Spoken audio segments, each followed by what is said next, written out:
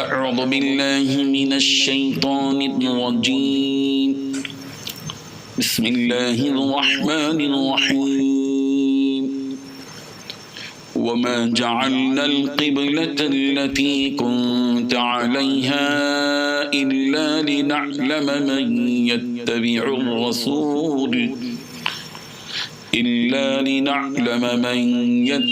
الرسول ممن ينقلب على عقبيه وإن كانت لكبيرة إلا على الذين هدى الله وما كان الله ليضيع إيمانكم إن الله بالناس لرؤوف رحيم صدق اللہ العظیم۔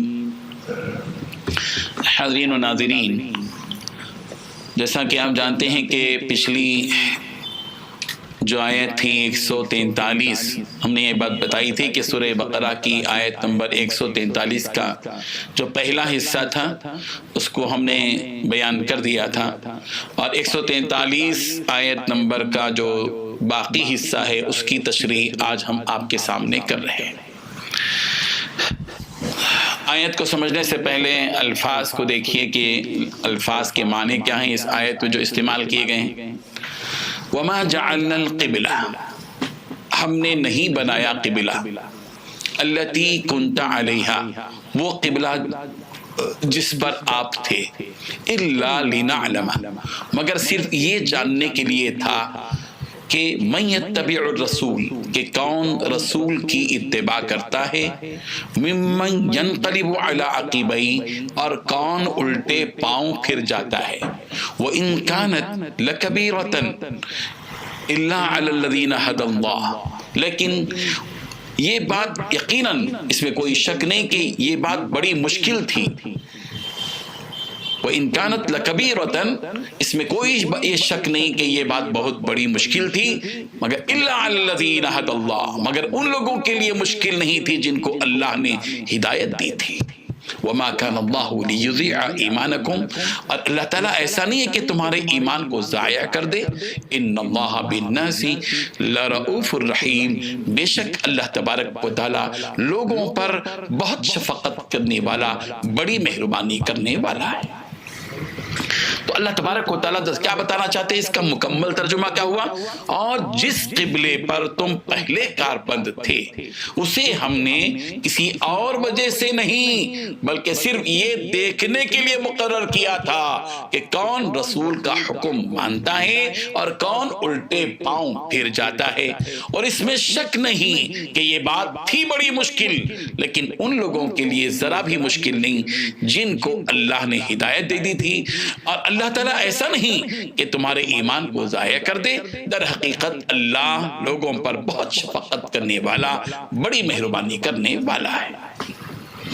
حاضرین، یہاں اس حقیقت کو سمجھنا ضروری ہے کہ پہلے بیت المقدس کی طرف رخ کر کے نماز پڑھنے کا سلسلہ جاری تھا۔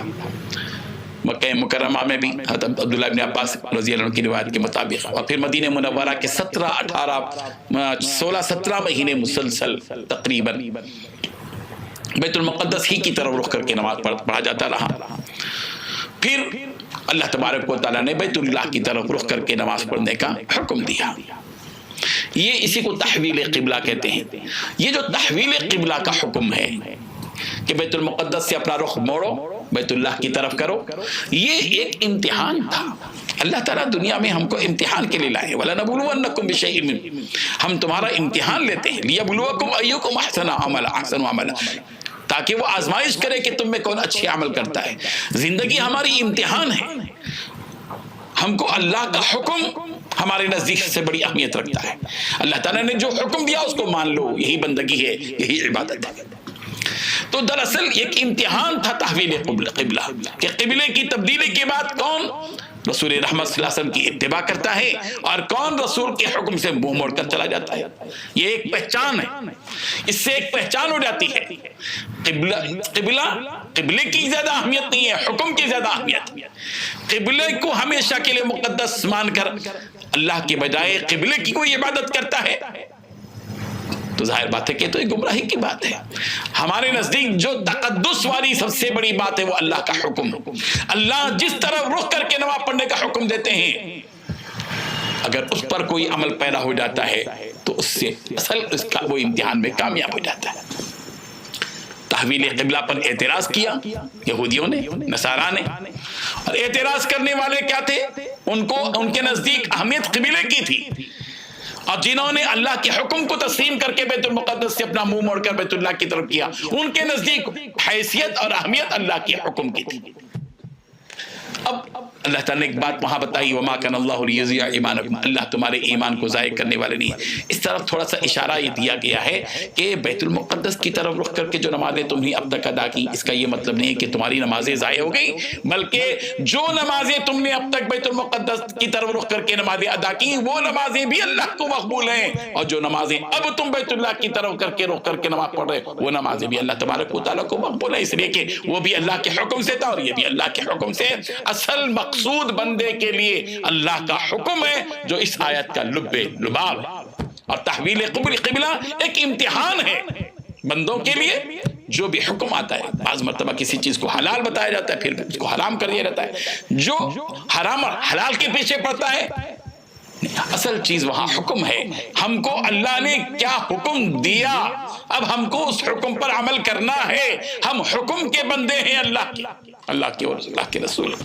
بس یہی ایک روح ہے جو اس آیت کی ہے، اس سے خلاصہ نکلتا ہے. اللہ تعالی ہم سب کو اس کے حکموں پر عمل کرنے والا بنا دے. اپنی مرضیات، اپنی خواہشات کو ہمیں پسے پشت ڈال کر اللہ اور اللہ کے رسول کے حکموں کو اپنی زندگی کے سامنے رکھتے ہوئے ہمیں زندگی بسر کرنے کی توفیق عطا فرمائے. وآخر دعوانا ان الحمد للہ رب العالمین. لا إله إلا الله لا إله